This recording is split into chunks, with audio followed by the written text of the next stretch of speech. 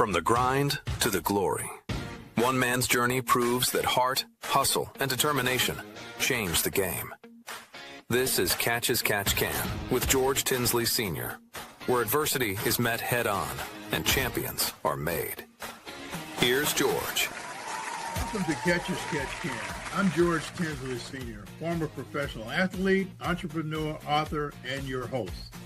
This is a space where we sit down with leaders who face real challenges, learned real lessons, and kept moving forward. Turning obstacles into opportunity. Okay, joining me today is Paul Perkins II, a former NFL running back for the New York Giants and standout at UCLA, who has transitioned from professional football into entrepreneurship. He is the co-founder of Siptail, a lifestyle canned cocktail brand, and has also pursued ventures in real estate and business development. Paul brings the same discipline and drive from athletics into business as he continues building beyond the field. Welcome, Paul.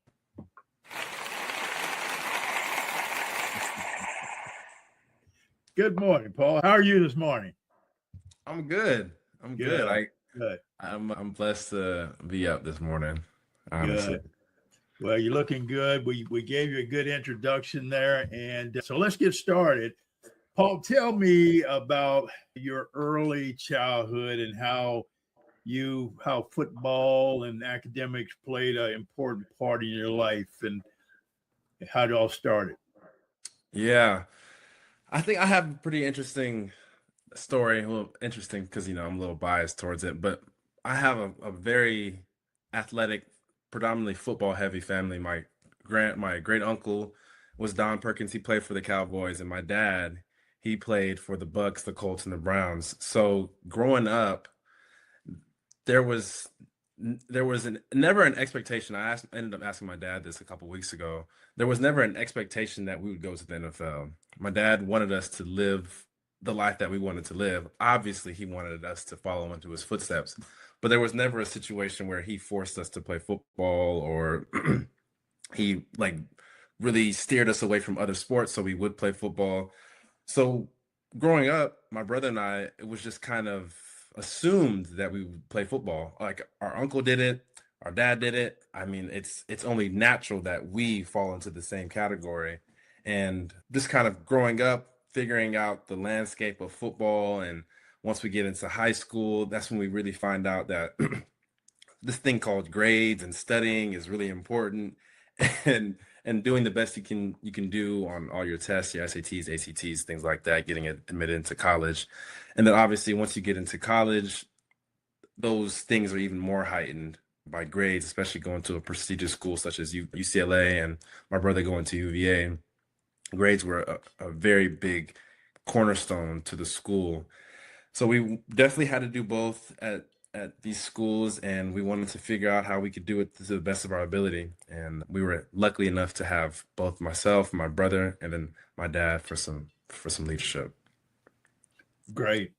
So during that period of going through high school, middle school, possibly, were there ever any obstacles that got in your way that made you feel like that your goals, and which you mentioned football being, or athletics and football being a part because of your family? Was there anything that kind of got in your way there that may have caused you to think differently about where you were headed?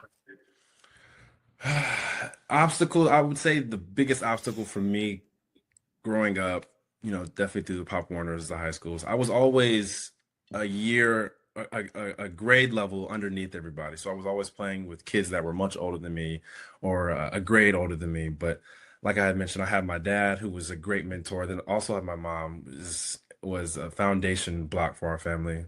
Luckily enough to have both of my parents in my life and be very influential. So my mom was always encouraging me to, even though that these kids are older and probably stronger and may have mustaches, I'm just as good. I have to go out there and compete just as if they were my age or age at that point on the football field. sometimes age doesn't matter. You have to go out there and play to the best of your ability. And my mom and my dad were very crucial with those Mhm. teaching points. Was there anything exceptional about your skill level? I mean, you're playing a grade level below, and you guys are much bigger and faster. And what about your talent brought you on that level? Yeah. And I'm assuming that you could relate to this. You know, we were just faster than everybody. I was Okay. faster. I really could have played at that level. My talent level, I had a lot of confidence, so I felt like I could play at that level. And just my speed, my agility, things that were able to transfer into my older age, I just really just took from, a childhood mentality, just like me and my brother at the park playing flag or touch football, being as elusive and fast as we can be out there, and taking that fun and confidence into Mhm. the structured realm of football. Right.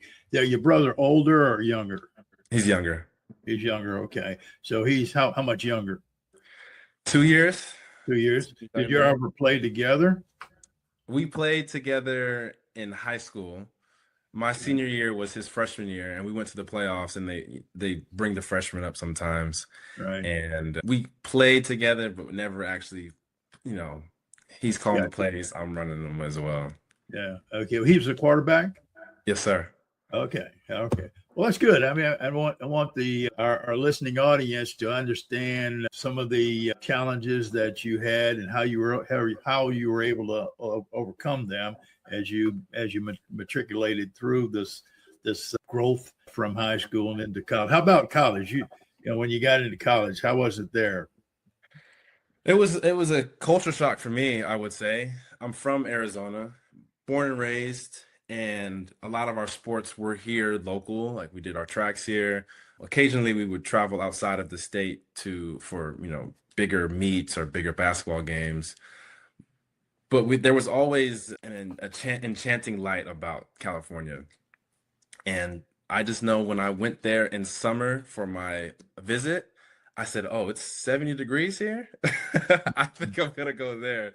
So Yeah. just being in nice weather, the palm trees, seeing like Rodeo and Hollywood and Beverly Hills, seeing that side of life was different than growing up here. But I'm so appreciative of all the people. I met so many different types of people, kinds of people. I learned so much from my time at UCLA, and honestly, some of my best friends are still from UCLA. Hmm.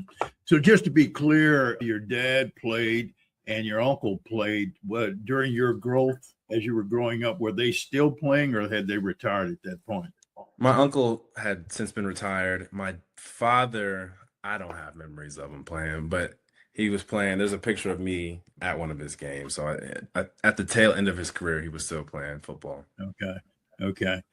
Saying you mentioned he played in some other states. Did the family move, or did you stay always in Arizona? Oh, stay put. Always Stay okay. put. Okay. Yeah. Okay. Well, great. So as you're going through this athletic career and obviously being fairly successful and seeing professional football as your profession after college, how confident were you that you were going to play professional football? Did you have a plan B? What was your major? Yeah. Oh man, that was a mouthful. Okay. So we had sociology was my major. I was very confident. Like I had a disillusioned idea of what it took to get to the NFL. Like Hmm. I had mentioned earlier, I had my father and my uncle. So it was already in the family lineage, and I just assumed, oh, my name is Paul Perkins. I'm supposed to go to the NFL. Right. And it wasn't until I got to high school where the work that you have to accumulate to get to the NFL there's a lot of steps in between. And once I was doing those steps and putting in that work and accumulating those hours, that's when my confidence grew because the work that I was doing was preparing me for the goal ahead. And Mhm. obviously we've had guys from the NFL come and speak to us at UCLA and then at high school and Chandler High School. So I had an outline of what it looked like to get there. And there was enough mentors for me to tell me these are the steps that you need to take to get here. And I was doing those steps. So I felt very confident that it was only a matter of time. And you playing on the fields, you getting some success, that also helps your confidence as well. Sure. Yeah. Mm-hmm. Sure. Well, most successful athletes, they have that develop that confidence as an early age, and it kind of carries on, grows as you move through the ranks. But and how many years did you actually play? I was in the NFL for 5 years. 5 years. Okay. During those 5 years, at that point, did you start working towards plan B? Is this your entrepreneurial skills or thoughts? Did they start developing then? So the plan B, sorry, I missed your question earlier. So the That's plan right. B didn't get really established until maybe my 3rd year, I would say. I was taking some real estate classes because I had this big idea. I was going to buy all these houses and I was going to sell them myself and get all the commission. So I was doing real estate while I was playing in the NFL, and ended up, working for Remax Fine Properties out here in Scottsdale, Arizona. Loved that brokerage. And it wasn't until I retired, until we got into Siptail. My brother was still playing for the Los Angeles Rams. And he mentions to me that he has an idea about starting a drink company.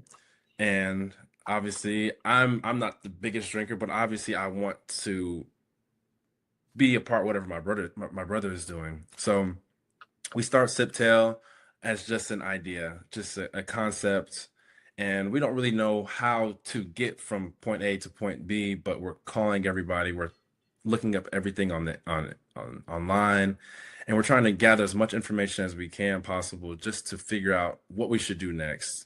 And in that process of figuring out what we should do next, we learn a little bit more information, we talk to a little bit more people, and we keep inching our way into our goal, into the final product, and to where we are now. We still have miles to go, but the plan B wasn't developed throughout my, 18, 19, 20. I had a plan. My plan was to play football and ride off into the sunset, but I'm so glad that God had other plans for me. Right. Good. And so as you hit that 5th year, was it an injury? I think it was an injury that curtailed your career. Yeah, so I had a pec injury in my 3rd year, and then after that, it was just kind of hard just to stay on some teams. NFL stands for not for long for a lot of guys, and and the best ability is availability. So if you gotta be on the team. And just age as well. You can't be too old in this league because there's a lot of young guys coming up and trying to take your spot. But I'm so appreciative of that cycle because I came in as that, and then now I get to see the other side of it. Right. So, Paul, what is the average lifespan of a running back in the NFL? Yes, I think it's 2 to 3 years. 2 to 3 years. Okay, so you surpassed that period. I beat the average. Yeah, you beat the average. How about that? So now you're stepping into the entrepreneurial field, both real estate and adult beverage area, and you're able to transfer those skills that you have had throughout sports into this next venture. Tell us about that. How did that help you and so forth?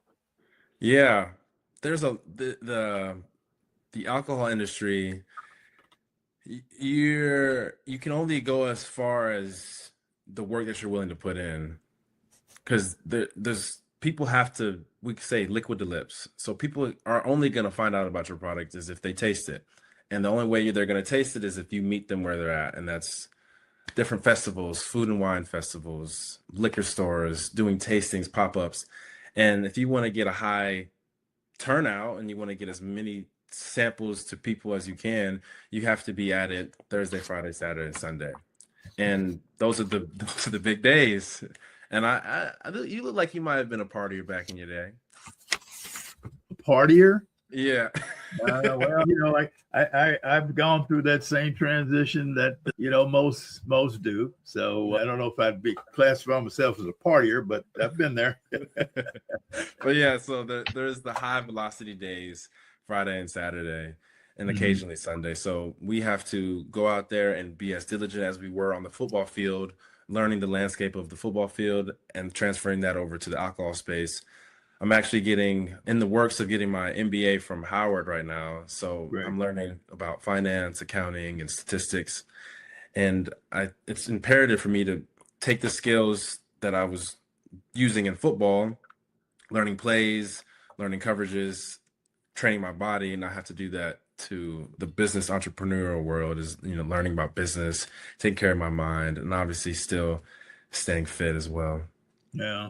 Well, Paul, it's a period it's a profession. The entrepreneurial segment that you're dealing with you'll always continue to learn. I don't know if you knew, but I have several bars, restaurants myself, and have been in the restaurant business for probably 40 plus years. So I know exactly, coming from the being a professional athlete, it takes dedication, hard work, etc.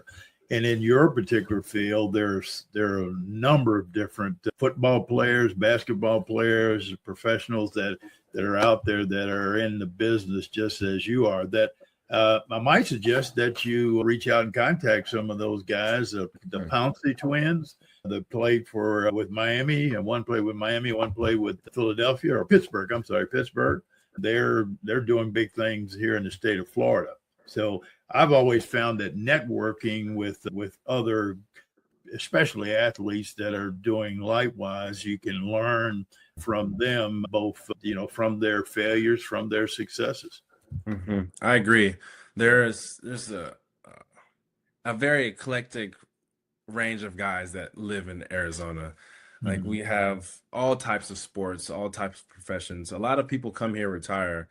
So Right. I just started doing that. So this is actually validation that what I'm doing is on the right step, Right. right path. There's a couple of guys that I've grown pretty close to, and I'm making more of an effort now this year to reach out to those guys, not for what they can do to me, but just to have guys that have been through the same thing that I have been through, and we can bounce ideas off of each other, knowing that the mentality that I have is the same mentality that he will have, and not saying that we'll arrive at the same idea, but we're going to be able to work through it to get to our resolution. Yeah, there's always something that you can learn from someone. Excuse me, when you spend time. A very good friend of mine that I grew up with, he just retired there in the Scottsdale area by the name of Butch Beard, who was a professional basketball player with the New York Knicks and also coached in the league for a number of years. That he lives there in Scottsdale, I think, for about the last year or two. That you might reach out to. Hey, you can come out. We can He has a lot of grab a connections. steak or something. Yeah. Yep. So when you look back over your career to this particular point, what would you say is the biggest obstacle that you've been able to face and conquer and somewhat turn it around, or is this something you're still working on? When you say career, do you mean football and these entrepreneurial and networking? Your whole life story. Whole life. Yeah. So we're this whole segment is about turning obstacles to opportunities. And my book is Catch as Catch Can, which is another fancy way of saying turning obstacles to opportunities. Is there anything that you would like to say to some other youngsters or guys your age that are out there, guys or girls that are out there that may be looking to turn some of their obstacles around?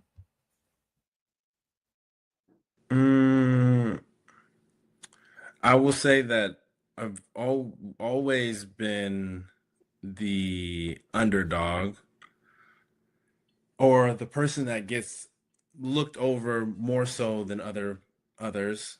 But the confidence that I had in God's plan for my life, myself, and the people around me is really what kind of catapulted me into believing that I could do anything. Mhm. So I would say that it's hard to believe in yourself now because, or whatever situation that you're in, it's hard to believe in yourself when you are in the dumps because all you see is the dumps. And that's where the gold is made. It's made under dirt, and or the flowers are made under dirt, and then they sprout up. So keep believing, keep growing, keep planting those roots and those vines down in the soil, and you'll rise up pretty soon. Mhm. Paul, how much has faith played in your life? You mentioned your belief in God several times. How much and how early did that come into your life? Yeah, I mean, it wasn't my own because I feel like a lot of kids grow up in church and they're going to Sundays, they're going to church, they're going to sleep in church, they're going to sleep in Sunday school, they're going to Bible school. But for me, it wasn't until college where I was away from my family where I really had to learn what to do and what not to do. I mean, I can eat ramen noodles all day, but it's not going to help my body. I can eat hot dogs and hamburgers, and I can go do the things that aren't glorifying God, but to what end? So college is when it started to become my own faith and develop into my own. And then just obviously growing up and seeing things and experiencing things, because you can read the same verse, 10 times and it could mean something 10 different ways in 10 different places of your life. So I'm just appreciative of the constant learning and the constant humbling that I get every time I go read. Mhm. Great. That's great. Well, is there any closing thoughts you'd like to say to the audience today about your site, your website, etc.? Oh yeah, sip till. So the more you sip, the better the stories become. I think I got it right. Yeah. We have an alcohol company. They're non-carbonated canned cocktails. They are only sold in Arizona, but if you would like to come visit me, I might be able to hook you up with something. We are two-time award winning for the Sip Awards. It's truly a crafted, curated drink cocktail for all types of drinkers out there. And we have been doing it for about 4 years, been in stores for 2 years now, and it's a family owned, Black owned as well. But we just are all about telling stories through this medium, and we're having so much fun doing it. Great. Yeah, is there a way to order if someone can't come to you? Is there a way to order? Not yet. So right now we were doing online orders, but we weren't getting enough velocity to support that. So we ended up just staying in the state, staying local, because we want to take over Arizona, because this is where we're from. We have so many people here that are rooting for us, and we don't have anything like this out in here. And well, we do, but we want to make this the Arizona iced tea of alcohol. We want to make this, when you think of tequila, you think of Mexico. We want that to be synonymous with Siptail in Arizona. Mm-hmm. Mm-hmm. Well, I wish you all the luck in the world, young man, and certainly you have the skill set and the confidence to accomplish whatever you set out to do. So, with you and your brother and your family, the best as you move forward. We appreciate you being on our podcast today. Catch as catch can, turning obstacles to opportunities, and wish you all the best, young man. Thank you. It was a pleasure. Yeah. This has been Catch as Catch Can. The game isn't over. Your success story is just getting started. Head to tinsleyspeaks.com for exclusive content, resources, and opportunities. Catch as Catch Can with George Tinsley Sr., a production of Live Stream Editors.